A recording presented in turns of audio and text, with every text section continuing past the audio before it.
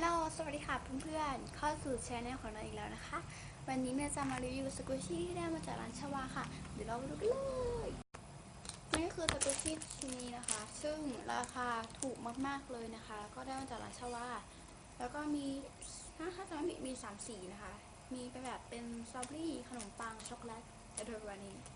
แล้วก็เดี๋ยวมาดูแพ็กเกจก่อนนะคะคือแพ็กเกจตามจริงเขาแพ็คดีกว่านี้นะแต่ว่าเนยแกะเล่นบ่อยมากนะคะ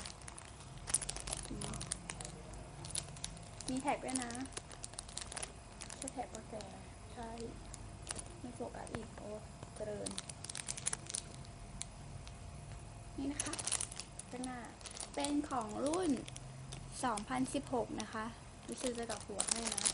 อันนี้โอเคค่ะเดี๋ยวเราแกะกันเลย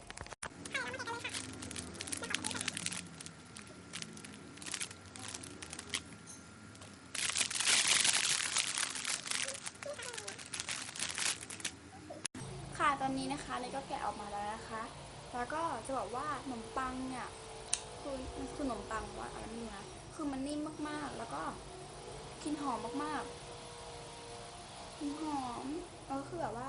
สีเนี่ยนะคะเป็นชมพูมุกนะคะเดี๋ยวมาดูความสโลว์กันดีกว่าวิยะ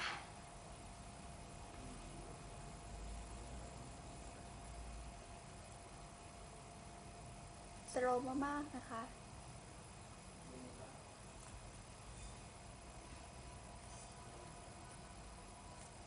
ก็ข้ออย่างนึงนะคะว่าถ้าไปร้านชาวานะคะอย่าลืมไป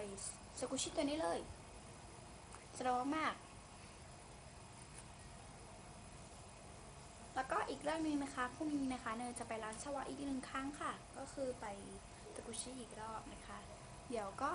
จะพยายามถ่ายคลิปมาให้นะคะแล้วก็ไม่รู้ว่าจะได้ถ่ายตอนเข้าร้านวันนี้หรือเปล่านะคะเขาบอกห้ามถ่ายรูปอะ